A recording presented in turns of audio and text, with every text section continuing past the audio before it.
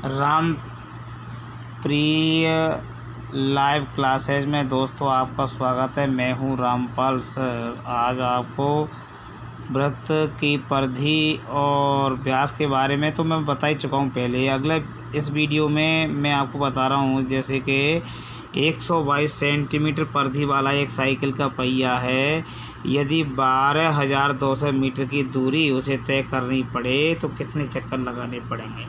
दोस्तों ये सवाल कोई बड़ा नहीं है, थोड़ा सा माइंड पर जोर डालने वाली बात है, लेकिन आप इसमें अक्सर बच्चे क्या करती हैं, डायरेक्टली समझ जाती हैं और कर देती हैं कि 12,200 मीटर की दूरी है, उसमें 122 का भाग दे दो, सीधा सीधा उत्तर आ जाएगा, कोई बात नहीं है, और 100 चक्कर लेके के अपने घर चले आएंगे और घर जाके कहते हैं कि सवाल मैं बिल्कुल सही करके आया हूँ।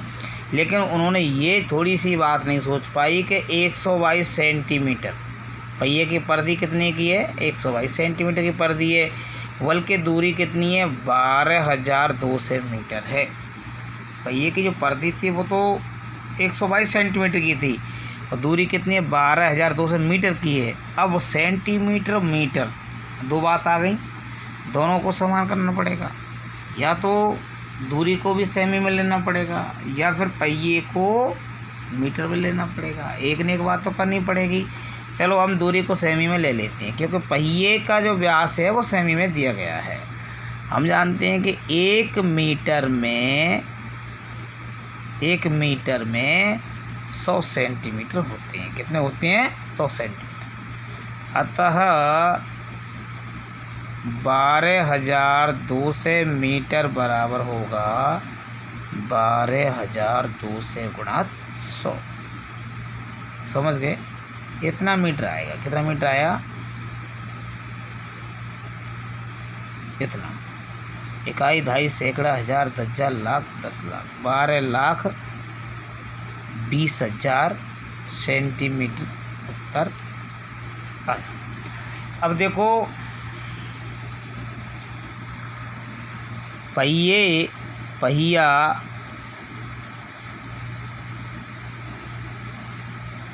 122 सेंटीमीटर की दूरी में लगाएगा बराबर 1 चक्कर। 1 चक्कर लगाएगा पहिया 122 सेंटीमीटर की दूरी में। अब 1 सेंटीमीटर की दूरी में पहिया लगाएगा 1/122। अतः 12,20,000 सेंटीमीटर की दूरी तय करने पहिया लगाएगा 12,20,000 गुणित 1/122। 122 से 122 एक बार कट गया, 1 2 3 4 जीरो बची, 1 2 3 4 बराबर उत्तर कितना आया, 10,000 चक्कर। बल्कि आप कितना करके आए, डायरेक्टली 100 चक्कर। आंसर गलत हुआ ना। फिर आप घर जाके कहेंगे दोस्तों से मैं तो बिल्कुल सही उत्तर करके आया, बोर्ड वाले ने कॉपी जांचते वक्त मेरा आंसर ही गलत कर दिया, मेरे नंबर तो पूरे आने चाहिए, नंबर कम क्यों आए। रीचेकिंग कराएंगे, रीटोटलिंग कराएंगे, फिर 500-700 रुपये खर्च करेंगे, नंबर में कोई फ़र्क आएगा नहीं। ये भी बात सोचने की है।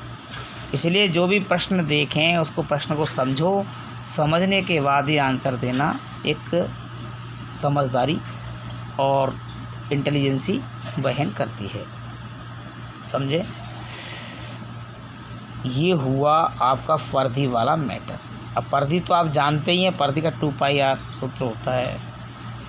अब देखो एक चीज़ मैं आपको बताऊं कि जैसे अगला प्रश्न कोई ये दे दे कि किसी वृत्त की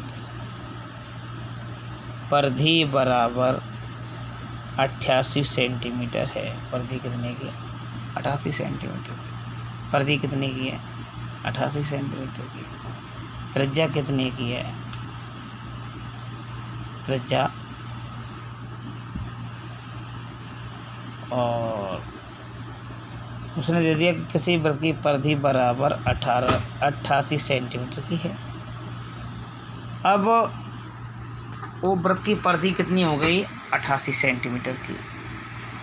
अब प्रश्न आता है कि इसकी परिधि से, इसकी जो कोई वृत्त बनाया गया 88 सेंटीमीटर की परिधि वाला, इस परिधि से एक हमको क्या बनाना है भैया? एक हमको वर्ग बनाना है। तो उस वर्ग का क्षेत्रफल ज्ञात कीजिए। किसी वृत्त की 88 सेंटीमीटर की परिधि थी, उसी वृत्त से एक वर्ग बनाया गया। तो वर्ग क्या होता है? ये वर्ग होता है, वर्ग की चारों भुजा बराबर होती हैं मेरे दोस्त, वर्ग की चारों भुजा बराबर होती हैं। वर्ग बना दिया।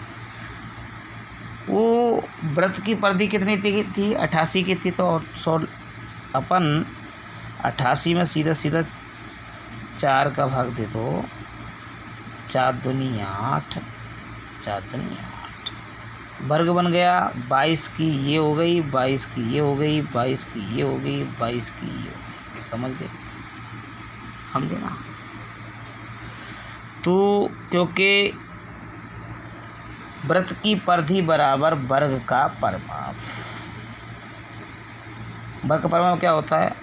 किसी वर्ग का परिमाप आपको निकालना है तो 4 इंटू भुजा करना पड़ता है, 4 इंटू भुजा। इसीलिए मैंने 88 में 4 का भाग दिया, तो ये भुजा निकल के आ गया था 22 की। और वर्ग की प्रत्येक भुजा समान होती है। कोई पूछा क्षेत्रफल निकालो, तो वर्ग का क्षेत्रफल कैसे निकालते हैं? आप शुरू से ही जानते हैं। वर्ग का क्षेत्रफल बराबर होता है भुजा स्क्वायर या भुजा गुणा भुजा। तो 22 गुणा 22 करेंगे, 22 दूनी 44 और 22 दूनी 44 और 4 48, 4 से 84 सेंटीमीटर स्क्वायर इसका वो आ गया क्षेत्रफल। कोई दिक्कत? दोस्त ये वीडियो समझ में आया हो तो लाइक करो, शेयर करो, कमेंट करो, कमेंट करना ना भूलें। धन्यवाद दोस्तों, धन्यवाद।